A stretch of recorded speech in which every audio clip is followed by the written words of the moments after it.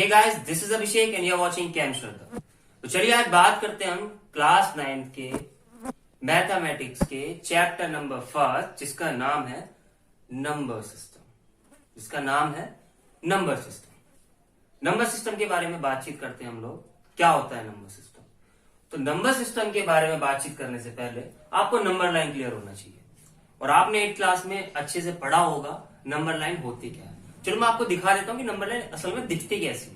ठीक है, दिखती कैसी बच्चों, ये होती है नंबर लाइन, यानी कि एक लाइन है जिसके ऊपर नंबर्स है, जिसकी स्टार्टिंग 0 से होती है। ये इधर भी इतनी फैली हुई होती है, इधर भी इतनी फैली होती है। इसका मिड पॉइंट रहता है 0 और इसके अंदर बहुत सारे नंबर्स आते हैं और इसी नंबर्स को पढ़ने के लिए एक यूनिट आई है क्लास 9 में नंबर सिस्टम, उसे पढ़ेंगे हम लोग। कुल मिला के ये नंबर लाइन ही पढ़ रहे हैं हम लोग।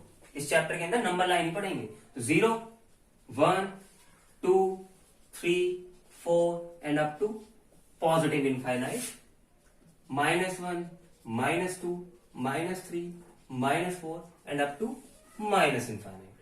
ठीक है, अब 1, 2, 3, 4 अप टू इनफाइनाइट को अलग नाम दे दिया, 0 इंक्लूड करके अलग नाम दे दिया, इन्हें अलग नाम दे दिया। कुल मिला के है ये नंबर सिस्टम।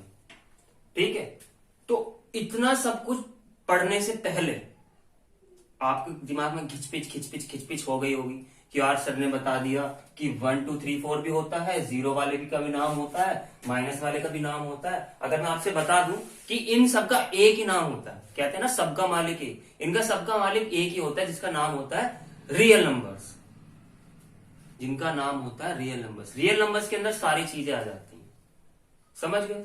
तो अब रियल नंबर्स के बारे में ब्रीफ में हम पढ़ने वाले। तो बात करते हैं रियल नंबर्स के बारे में। रियल नंबर्स होते क्या, कितने पार्ट में डिवाइड होते हैं, उसके बारे में बातचीत करेंगे। तो एक चार्ट की हेल्प से हम पढ़ेंगे रियल नंबर्स होता क्या है। सबसे पहले ऊपर हम रियल नंबर डालेंगे,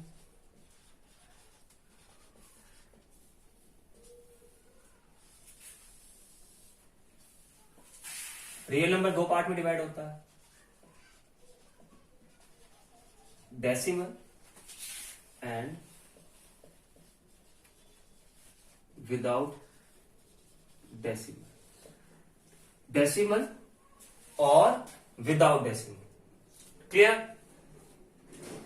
विदाउट डेसिमल क्या होते हैं, डेसिमल क्या होते हैं? आपने डेसिमल देखा होगा, ये होते हैं 1.2, 3.1, 3.1212, 3.13281940 तो डेसिमल यूनिट्स होती हैं। तो कुल मिला के रियल नंबर 2 पार्ट में डिवाइड होते हैं, डेसिमल और विदाउट डेसिमल। ठीक है, विदाउट डेसिमल, इसमें एक इंटरेस्टिंग बात यह है कि मैं सब कुछ बताऊंगा लेकिन खत्म एक ही जगह पे आके करूंगा, रियल नंबर पे। मैं सब कुछ बताऊंगा आपको और खत्म कहां पे करूंगा, रियल नंबर पे। तो कुल मिला के बस आपको एक ही चीज पढ़नी पड़ेगी, रियल नंबर की छोटी सी डेफिनेशन जो मैं आपको लास्ट में बताऊंगा। ठीक है, तो इसके लिए पूरा देखिए, डेसिमल एंड विदाउट डेसिमल। तो विदाउट डेसिमल वाले कौन से होते हैं? -1, इसमें माइनस के भी आते हैं, 0 भी आता है विदाउट डेसिमल भी, 1 भी आता है, 2 भी आता है, 3 भी आता है, इधर -2 भी आता है। तो ये होते हैं विदाउट डेसिमल। अब काफी बच्चों के मन में एक डाउट उठ रहा होगा कि यार सर ने यहाँ पे 1.2 लिखा है, यहाँ पर 3.1 लिखा है, यहाँ पे 3.1212 लिखा है, ये तो रिपीट कर रहा है, 3.1328 ये तो रिपीट ही नहीं कर रहा है। तो कुल मिला के आपके मन में एक डाउट क्लियर हो रहा है, आपके मन में एक डाउट उठ रहा है क्या कि यहाँ पे 1.2 लिखा है। सर ने एग्जाम्पल दे दिया लेकिन सर ने चारों एग्जाम्पल अलग अलग लिए। क्यों लिए अलग अलग? क्योंकि ये इतने ही पार्ट होते हैं, इसके डेसिमल के पार्ट्स होते हैं, तो उसके बारे में ब्रीफ में बात करेंगे। और ऐसे विदाउट डेसिमल्स के भी पार्ट होते हैं जो 0 के इंक्लूड करके आते हैं और 1 के से स्टार्ट करके आते हैं और माइनस से स्टार्ट करके आते हैं। इनके बारे में ब्रीफ में पढ़ने वाले हम लोग। तो चलिए ब्रीफ का डिस्क्रिप्शन स्टार्ट करते हैं डेसिमल के पार्ट्स के बारे में। तो डेसिमल भी भाई 3 टाइप के होते हैं। पहला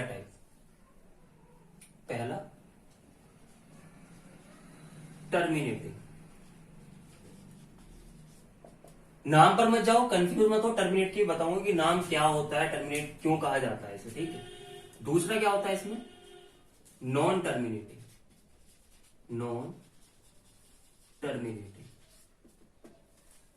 तीसरा क्या होता है इसमें, non terminating and non-repeating. Non terminating and non repeating. Without decimal के अंदर आप ये वाली सारी टर्म पढ़ने वाले हो, नेचुरल नंबर्स, दूसरा होल नंबर्स, तीसरा इंटीजर्स। ये भी दो पार्ट में डिवाइड होते हैं आपके, कौन सा, एक पॉजिटिव इंटीजर,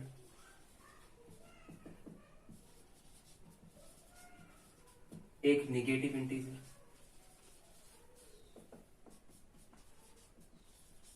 एक नेगेटिव इंटीजर। तो अब बारी बारी से इनके बारे में ब्रीफ में बात करते हैं विद अ सुटेबल एग्जाम्पल। एक सुटेबल एग्जाम्पल से इनके बारे में अच्छे से बातचीत करते हैं, ठीक है। तो अब बात करते हैं टर्मिनेटिंग के बारे में।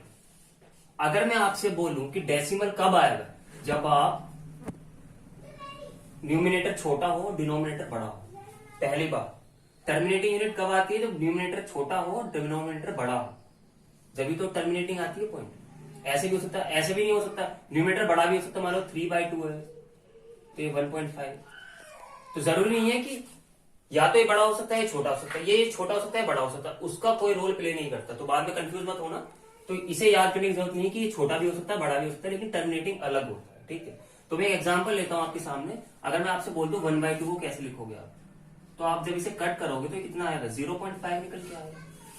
0.5 निकल के आएगा, 0.5 निकल के आ रहा है कुल मिला के। इससे आगे तो बातचीत नहीं बढ़ रही है ना इसकी, इससे आगे तो कट नहीं हो रहा है ना। अगर मैं 2 को डिवाइड करूं 1 से, तो 0 ला के पॉइंट लगा देते हैं हम लोग, 0 हो गया, 2 5 से 10। इससे आगे तो रिमाइंडर हो गया ना इसका 0, तो इससे आगे भी कटेगा ही नहीं। तो कुल मिला के टर्मिनेट हो रहा है। तो टर्मिनेट का मतलब क्या है, ये खत्म हो रहा है यहाँ पर जाके, इसके आगे नहीं जाएगा। तो कुल मिला के ये डेसिमल के अंदर ही आते हैं, क्योंकि डेसिमल आ रहा है इसके अंदर, पॉइंट आ रहा है, तो डेसिमल के अंदर काउंट करते हैं। ये होती है टर्मिनेटिंग। तो एक टाइप होता है डेसिमल के अंदर टर्मिनेटिंग। होप सो आपको क्लियर हो गया होगा एग्जाम्पल लेके। दूसरा एग्जाम्पल लेते हैं, अगर आपको ये समझ नहीं आया, अब की बार न्यूमिनेटर को बड़ा कर देते हैं, तो 3/2 आ गया। जब आप इसे कट करोगे तो कितना आएगा, 1.5 निकल के आएगा। तो कुल मिला के टर्मिनेटिंग के एग्जाम्पल है। होप आपको क्लियर हो गया होगा। इसके बाद में बातचीत करते हैं नॉन टर्मिनेटिंग के बारे में। नॉन टर्मिनेटिंग क्या होता है, तो नॉन टर्मिनेटिंग, यार ये तो टर्मिनेट हो रहा है, नॉन टर्मिनेटिंग कौन सा होगा, नॉन टर्मिनेटिंग, और सॉरी ये होता है रिपीटिंग।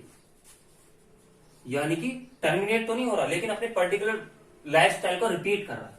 जैसे मैं आपसे बोल दूं 3.12121212, ऐसे लिखते हो ना, ये आगे तो बढ़ते जा रहा है। कुल मिला के डेसिमल एक्सप्रेशन है, पॉइंट आ रहा है, तो डेसिमल के अंदर काउंट होगा। नॉन टर्मिनेटिंग है, टर्मिनेट नहीं हो रहा है। रिपीटिंग है, यानी कि अपने पर्टिकुलर लाइफ स्टाइल को रिपीट कर रहा है। तो इसी रिपीटेशन को बढ़ाने के लिए मैथमेटिशियन ने एक टूल दिया था हमें, क्या, बार का टूल। तो बार हम लगा देते हैं 1 to 1 to। इसका मतलब, बार का मतलब होता है क्या, कि ये 1 to 1 to 1 to रिपीट हो रहा है, इसलिए हमने इसके ऊपर बार लगा दिया। तो इसलिए इसमें आता है नॉन टर्मिनेटिंग रिपीटिंग के अंदर। इसका एक एग्जाम्पल लेते हैं, क्या होता है इसका एग्जाम्पल, नॉन टर्मिनेटिंग रिपीटिंग का एग्जाम्पल ले लेते हैं हम लोग। क्या होगा नॉन टर्मिनेटिंग, 1/3। जब आप इसे 1/3 को इससे काटोगे तो कितना आएगा, 0.33333 ऐसे आएगा। तो कुल मिला के 3 रिपीट हो रहा है, तो 0.3 बार भी लिख सकते हैं। तो कुल मिला के डेसिमल के अंदर दो आपको टर्म क्लियर हो, तो टर्मिनेटिंग एक नॉन टर्मिनेटिंग रिपीटिंग।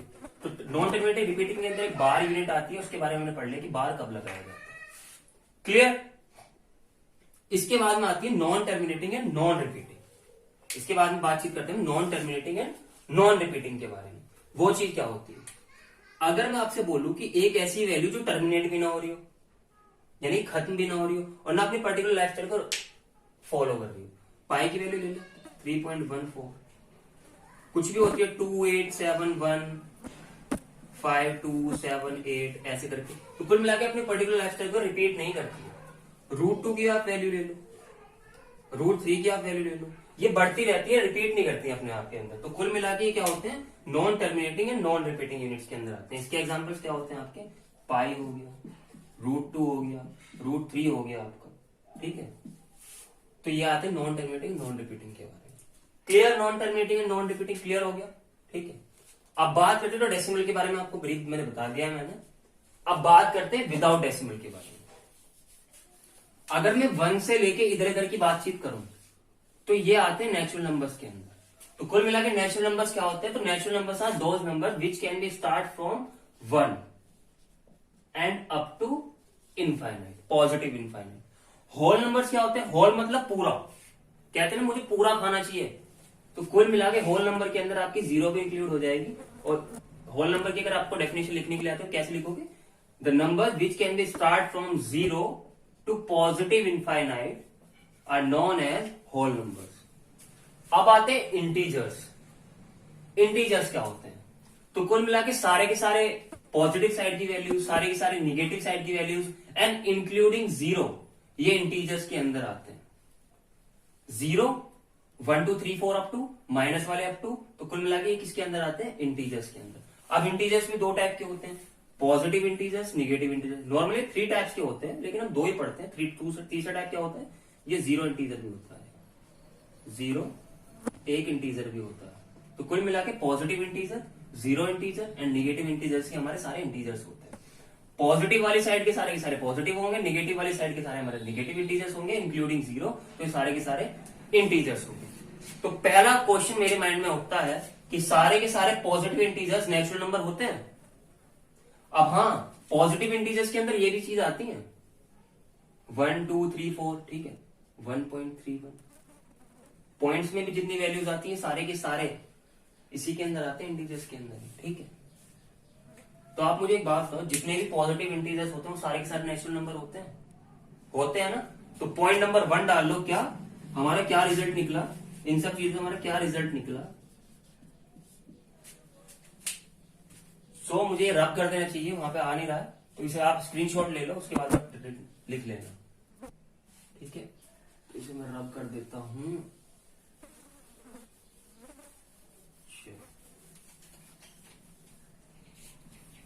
तो पहला रिजल्ट हम लोगों को क्या निकला विदाउट डेसिमल के अंदर, कि सारे के सारे नेचुरल नंबर्स जो होते हैं वो पॉजिटिव इंटीजर, सारे के सारे पॉजिटिव इंटीजर्स जो होते हैं वो नेचुरल नंबर्स होते हैं, यानी कि पॉजिटिव इंटीजर्स और positive integers are natural numbers. या आपको लिख भी सकते हो, नहीं भी लिख सकते हो। अगर आपने पहले क्लियर कर लिया, आपको मैंने अभी अगर आपको ध्यान दिया होगा, आपने तभी क्लियर कर लिया होगा, तो आपको रिजल्ट याद करने की जरूरत नहीं है, रटने की जरूरत नहीं है। आपको समझ में आ जाएगा जितने कि पॉजिटिव इंटीजर्स करने क्या होता है कि सारे पॉजिटिव साइड के होते हैं, तो नेचुरल नंबर भी तो 1 से स्टार्ट होते हैं, तो कुल मिला के पॉजिटिव इंटीजर्स के आपके क्या होंगे? नेचुरल नंबर्स होंगे, यानी कि पॉजिटिव इंटीजर्स के अंदर ही नेचुरल नंबर आएंगे। होल नंबर क्या होते हैं? All positive integers including zero, all positive integer including zero are known as whole number. कुल मिला के जितने भी पॉजिटिव इंटीजर अगर मैं, तो होल नंबर को मैं क्या लिख सकता हूं? Whole number is the combination of zero plus positive integers, ठीक है। और कुल मिला के इंटीजर्स क्या होते हैं? इंटीजर्स आपके होते हैं negative integers plus zero plus positive, तो कुल मिला के क्या होते हैं? इंटीजर्स होते हैं। इतना क्लियर हो गया आपको? इतना क्लियर हो गया, तो इसके बाद में बातचीत करते हैं हम क्या? रैशनल नंबर्स के बारे में। रैशनल नंबर्स क्या होते हैं? तो रैशनल नंबर्स क्या होते हैं उसके बारे में बातचीत करते हैं हम लोग। क्या मैं रब दिस, रब ही करना पड़ेगा इसे, तो इसे रब कर देते हैं। होप सो आपने स्क्रीनशॉट ले लिया होगा या नोटबुक में लिख लेना, ठीक है। इसे रब कर देते हैं। एनसीईआरटी के जो क्वेश्चंस दिए होंगे उनका भी हम धुआं बनाने वाले हैं थोड़ी बहुत देर में, उसके बारे में बातचीत करेंगे। रैशनल नंबर्स, और अब यहां पे होने वाला है एक मैजिक होने वाला है, बहुत अच्छे वाला। क्या? रैशनल नंबर्स के अंदर ही हम पढ़ेंगे सब चीजें, ठीक है। तो रैशनल नंबर क्या होते हैं? तो इसकी डेफिनेशन लिख देते हैं।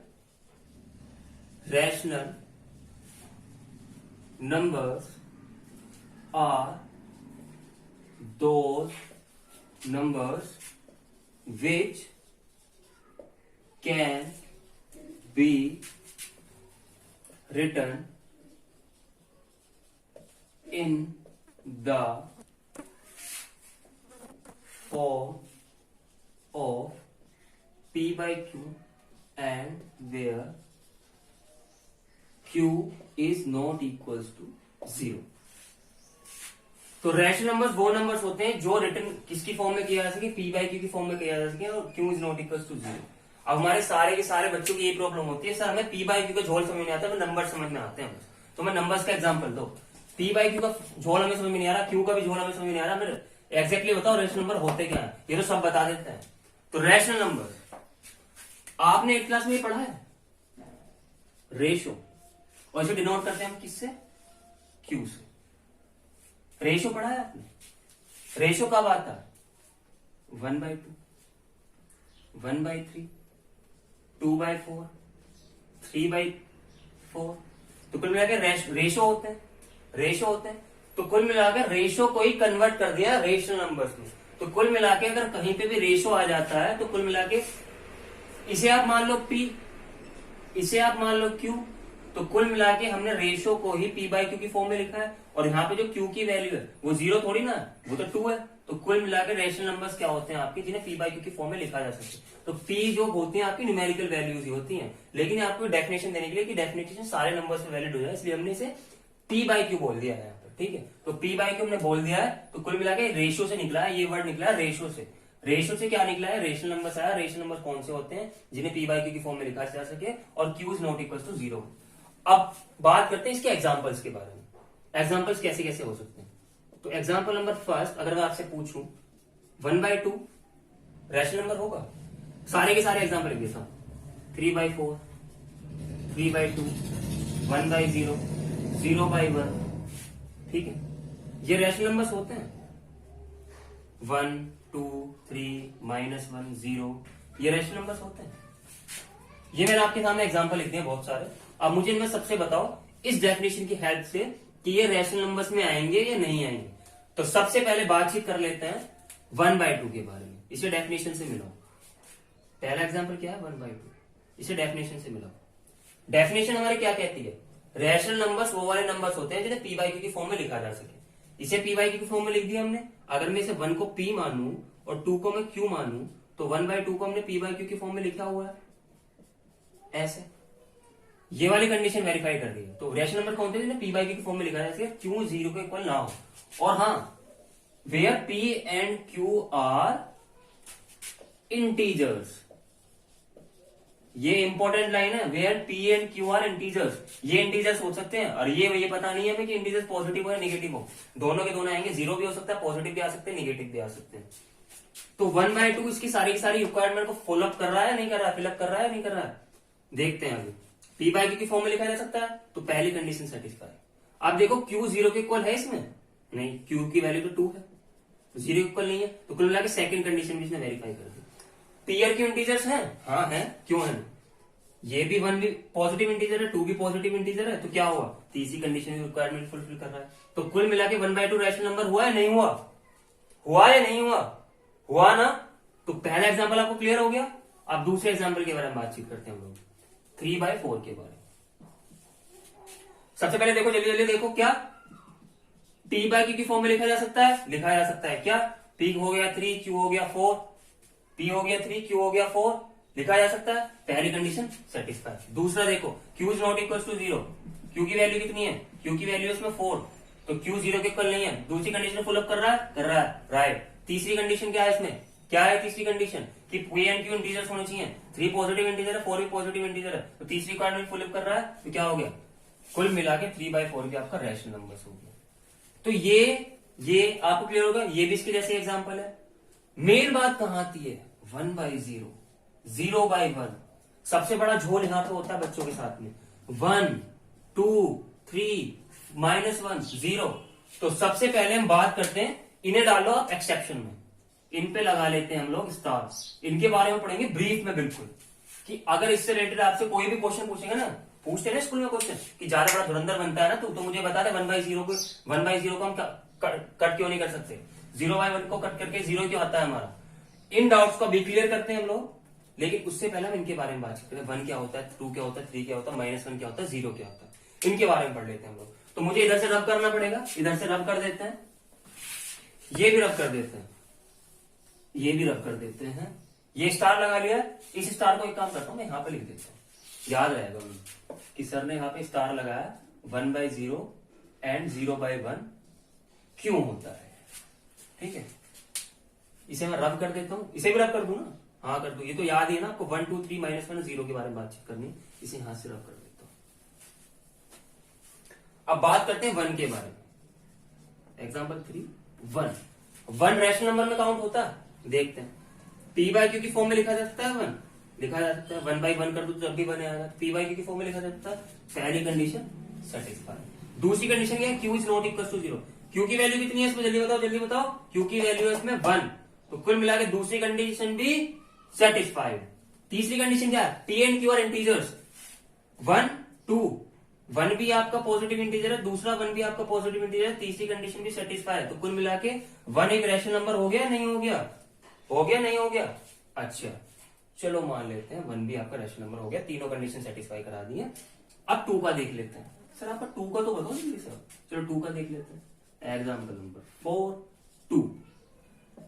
2 को पी बाई क्यू की फॉर्म में लिख सकते हैं, लिख सकते हैं 2/1, पहली कंडीशन सेटिस्फाई। दूसरी क्यू की वैल्यू कितनी है 1 है, Q is not equal to 0 है, तो कुल मिलाकर दूसरी कंडीशन भी सेटिस्फाई। पी आर क्यू इंटीजर है, हाँ है, P and Q are integers हैं, तो कुल मिलाकर तीसरी कंडीशन भी सेटिस्फाई। तो कुल मिलाकर 2 क्या हो गया आपका, रैशनल नंबर्स हो गए। 0 के बारे में बातचीत करते हैं, 0 क्या होता है। 0 बाय अगर मैं 1 कर दूं, 0/1 कर दूं अगर मैं, तो कुल मिला के 0 क्या होता है, पहली condition P by Q form में लिखा जा सकता है, लिखा जा सकता है। पहली कंडीशन आपकी, ये एग्जांपल नंबर 5 है। 0 पॉजिटिव, 0 क्या होता है, रैशनल नंबर होता है नहीं होता, उसके बारे में बातचीत करें। 0/1, अरे यार ये तो एक्सेप्शन है, इसके बारे में तो ब्रीफ में पढ़ने वाले हैं। तो पहले सब कुछ रब कर देते हैं, आपको होप तो आपको रैशनल नंबर क्लियर हो गया होगा। अब 0/1 और 1/0 का झोल समझते हैं लोग क्या होता है। ठीक है, with the help of number line. तो इसे रब कर देता हूं पूरे को, इसका स्क्रीनशॉट ले लो जल्दी से, कॉपी कर लेना। आज जाने की जिद ना करो, यूं ही पहलू 1/0 एंड 0/1। सबसे पहले बात करते हैं, एक पप्पू टाइप एग्जांपल लेते हैं हम लोग। 0 रैशनल नंबर होता है नहीं होता, अभी तो बताया आपको मैंने क्या, रैशनल नंबर्स कौन से होते हैं, जिन्हें पी बाई क्यू की फॉर्म में लिखा जा सकते हैं। Q is not equal to 0, Q P and Q जहां पे इंटीजर्स हों, तो 3 कंडीशन अगर सेटिस्फाई हो जाती है, कुल मिला के हम इसे रैशनल नंबर बोल देते हैं। इतना आपको पता लग चुका है। अब 0 के बारे में बातचीत करते हैं, तो इसे 0 को जल्दी से बताओ, पी बाई क्यू की फॉर्म में लिखा जा सकता है या नहीं लिखा जा सकता। 0 को पी बाई क्यू की फॉर्म में लिखा जा सकता है, ऑफकोर्स लिखा जा सकता है। क्यों, 0 बाय अगर मैं 1 कर देता हूं तो कुल मिला के पी बाई क्यू की फॉर्म में लिखा जा सकता है, पहली कंडीशन सेटिस्फाई। दूसरी कंडीशन क्या, क्यों मैंने इसे एक्सेप्शन रखा उसके बारे में बातचीत करते हैं बाद में। 0/1 पी बाई क्यू की फॉर्म में लिखा सकता है। क्यू की वैल्यू कितनी है इसमें, ये अगर मान लो पी है ये क्यू है, तो क्यू की वैल्यू कितनी है इसमें 1, तो क्यू तो 0 के इक्वल है ही नहीं, तो कुल मिला के दूसरी कंडीशन भी सेटिस्फाई कर दी इसने। और पी एंड क्यू इंटीजर्स हैं, पी और क्यू इंटीजर्स हैं, ऑफकोर्स है यार। 0 भी तो 0 इंटीजर्स होता है, मैंने आपको बताया था अभी जब मैंने आपको चार्ट बताया था, मैंने बताया था ना 0 भी एक 0 इंटीजर होता है। तो कुल मिला के इंटीजर्स बोला था मैंने उसमें, पी और क्यू इंटीजर्स हो जाए, तो ये नहीं पता हमें पॉजिटिव और नेगेटिव है और 0 इंटीजर हो, लेकिन इंटीजर होना चाहिए। तो कंडीशन सेटिस्फाई कर रहा है, तो कुल मिला के 0 भी तो एक रैशनल नंबर हुआ नहीं हुआ। अच्छा, दूसरा बच्चों का ये डाउट तो क्लियर हो गया, 0 रैशनल नंबर है नहीं है, तो डाउट बच्चों को क्लियर हो गया। अब दूसरी बातचीत हम करते हैं, अगर मैं 0 को 1 से डिवाइड करूं तो 0 निकल के आता है, ये क्यों निकल के आता है 0, इसके बारे में बातचीत करते हैं हम लोग। तो एक नंबर लाइन, यहां पर 0 है, यहां पर 1 है, यहां पर 2 है। अगर मैं आपसे बोल दूं 1/2 है, तो इसका मतलब क्या होता है कि 2 को 1 को पिटाई करने के लिए, इसे कूटने के लिए 1 पे पहुंचना है, तो उसे कितने कदम चलने पड़ेंगे, 0.5 कदम चलने पड़ेंगे। आपने 8th क्लास के अंदर नंबर सिस्टम के अंदर ये चीज पढ़ी होगी क्या, जब आपने रेशनल नंबर्स वाला चैप्टर पढ़ा होगा, उसमें बताया होगा कि स्टेप चल के बताओ क्या है। तो कुल मिलाकर अगर 2 को 1 को उधेड़ना है और इसे कूटना है, तो क्या करना पड़ेगा, इसे इतना कदम चलना पड़ेगा। 2 तो यहाँ पे है, 2 स्टेप तो कुल मिलाकर इसे अपना 0.5 टाइम्स कट करना पड़ेगा, तब जाके इसे कूट देगा। तो कुल मिलाकर इसे पीछे चलना पड़ा और इजिली कर देगा। ठीक है, तो कुल मिलाकर इसका आंसर आ गया 0.5। लेकिन 1 को 0 को काटने के लिए कितना चलना पड़ेगा, 1 को 0 को काटने के लिए कितना चलना पड़ेगा, 0 टाइम्स ही चलना पड़ेगा। क्यों, क्योंकि 1 के लिए ज्यादा बड़ी बात नहीं है 0 तक पहुंचना, 1 के लिए ज्यादा बड़ी बात नहीं है 0 तक पहुंचना, कुल मिलाकर इसे 0 ही वॉक चलना पड़ेगा और ये 0 आ जाएगा। लेकिन बात तो यहां पर छुपी होती है ना, 1/0 कैलकुलेटर में आप टाइप कर लो 1/0 जो आपका नॉट डिफाइंड आया, कैलकुलेटर सॉल्व नहीं करके देगा आपको। किसी भी कैलकुलेटर में कर लो, डिजिटल हो या मोबाइल वाला हो, आपको सॉल्व नहीं होने का। क्यों नहीं होगा इसका रीजन आपको बताता हूँ कैसे नहीं होगा। इसे रफ कर देता हूँ, नंबर सिस्टम की लाइन डली रहने देना क्योंकि इंपॉर्टेंट है। अब बात करते हैं कॉन्सेप्ट 1/0 का। कॉन्सेप्ट होता है 1/0 का। 1/0 आपका कैलकुलेटर में नॉट डिफाइंड आता है, और नॉट डिफाइंड का साइन ये भी लिख देता है। आप ट्रिग्नोमेट्री में भी पढ़ोगे आगे जाके। अभी मैंने ट्रिग्नोमेट्री गलत बोल दिया आपसे, बेचारे डर गए होगे तुम लोग तो ट्रिग्नोमेट्री का नाम सुन के। 1/0 नॉट डिफाइंड होता है। क्यों होता है नॉट डिफाइंड, क्यों होता है? अब भाई जीरो इंडिया वालों ने इजाद तो कर दिया, लेकिन जीरो की खुद की कुछ औकात नहीं होती। कुल मिला के अगर मैं आपसे बोलूं, ये भी कहानी सुनने को मिलती है क्या, कि जीरो अगर किसी वर्ड के पीछे आगे लगाओगे इसकी कोई वैल्यू नहीं रहती, लेकिन अगर किसी नंबर के आगे लगा दो, पीछे लगा दो, तो ये बहुत बड़ी वैल्यू बन जाती है। तो जीरो की वैल्यू कब नहीं होती, जब वो पीछे आगे होता है किसी के। पीछे लगते ही किसी भी चीज की वैल्यू बढ़ा देता है जीरो। ठीक है, ये अच्छा बात है इसकी जीरो की, लेकिन जीरो खुद नहीं चल सकता।